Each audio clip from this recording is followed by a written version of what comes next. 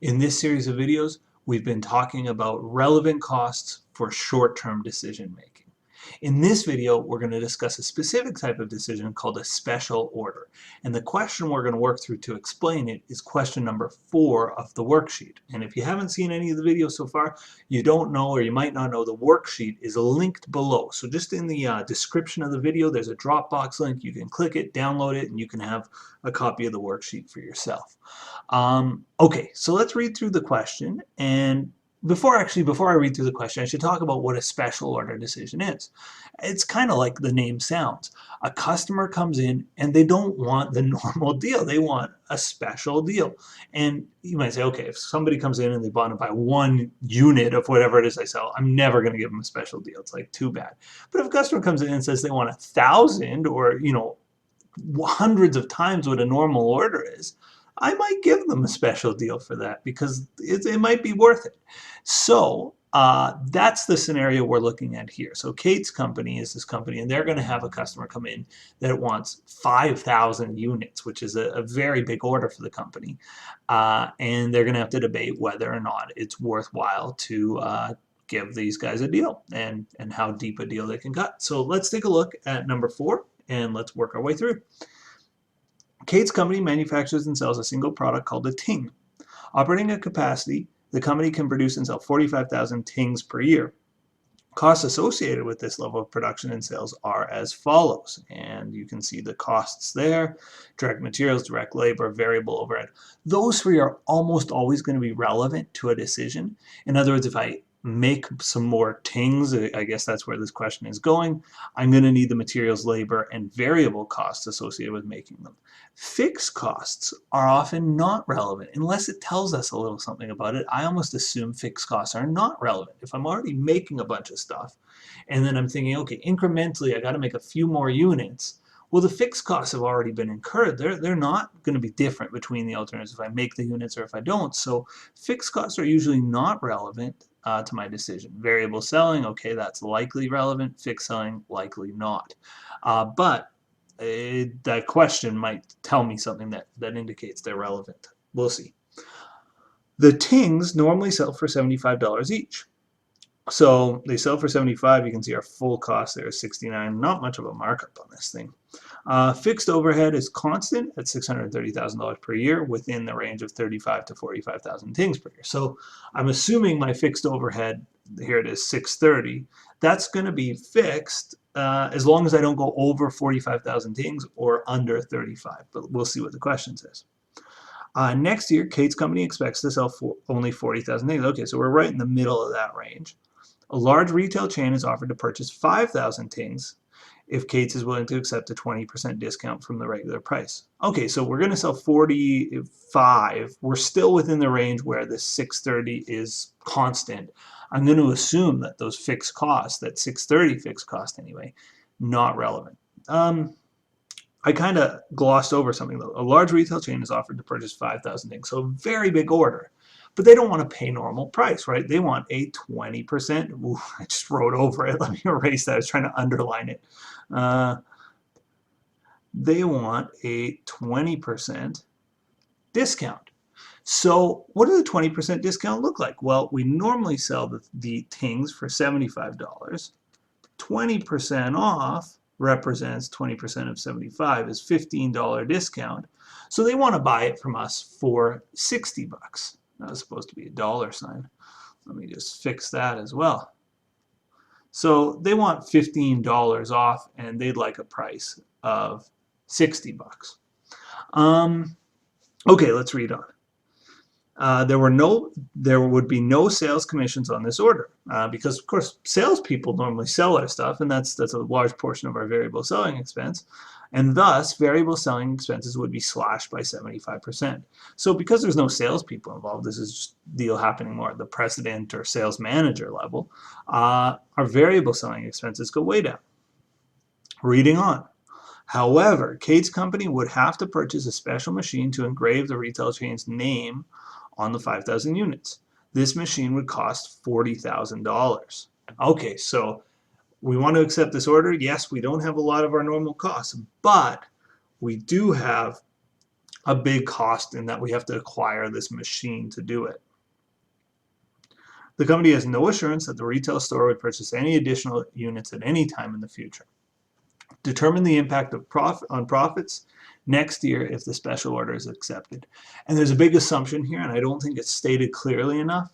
We're assuming that if we supply the retail store, they're not taking away from our normal sales, right? They're not eating our sales. And that's a big if, right? If we accept the special order, we assume it doesn't affect our own sales. And if it does, then we have to consider that. But we're not considering that in this problem. So if I were doing a make or buy decision, I would prepare sort of one side make, and I'd say, here's the cost to make, and one side buy, here's the cost to buy, and I compare them.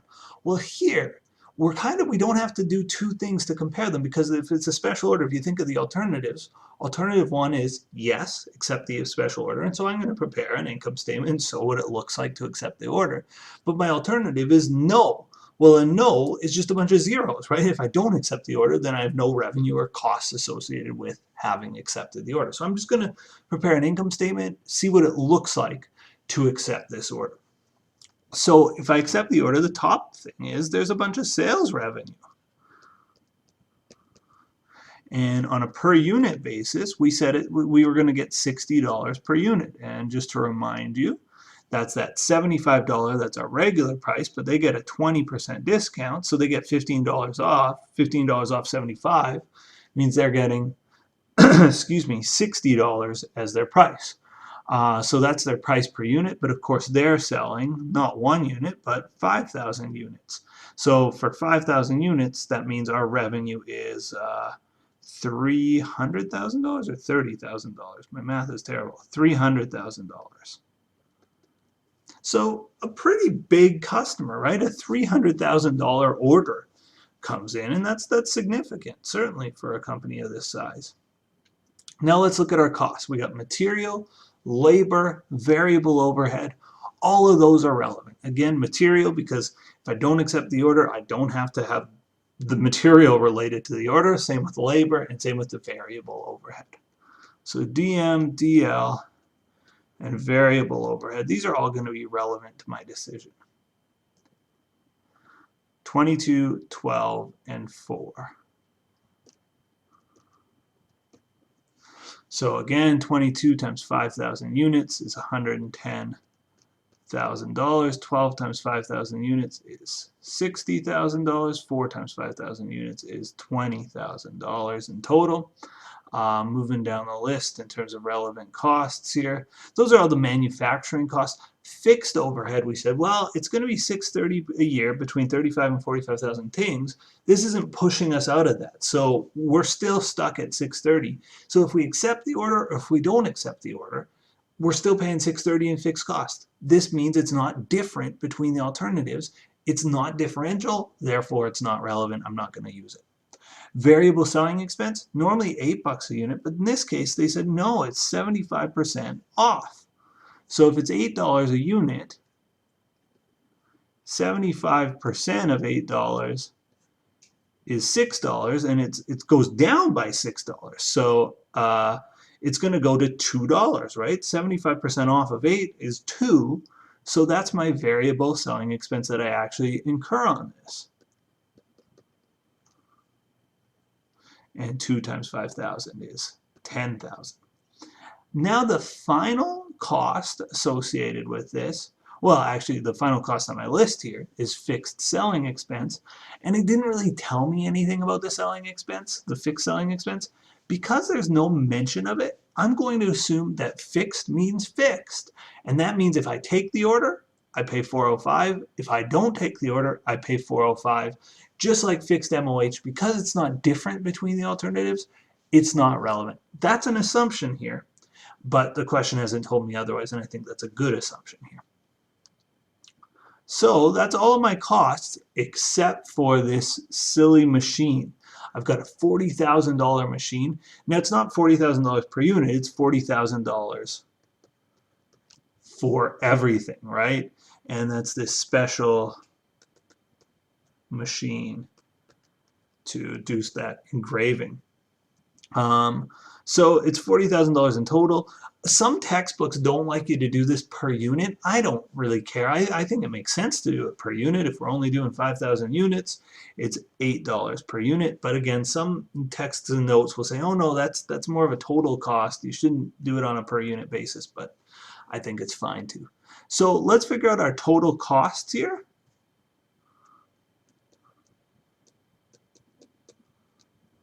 $22 plus 12, that's 34, 34, 38, 40, 48. And 110, 170, 190, 200, 240. So my revenue, 60, minus my cost, 48, gives me 12. 300 minus 240 gives me 60. And that is my advantage of accepting the deal.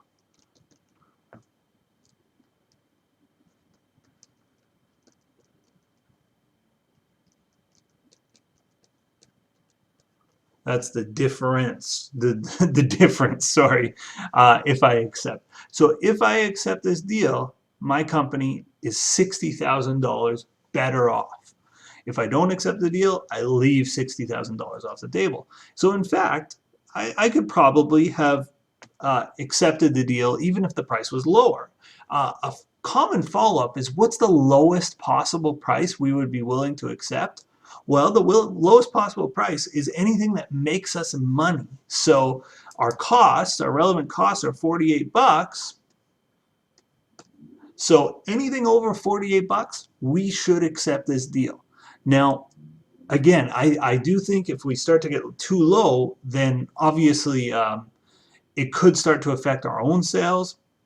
And that's a potential problem.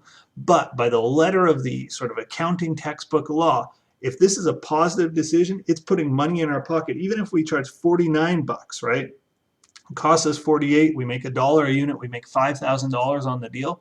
Well, $5,000 in your pocket is better than $5,000 not. So by the accounting textbook, we say yes to the deal. Now, I think in reality, you probably wouldn't say yes unless you got a healthier markup than $1.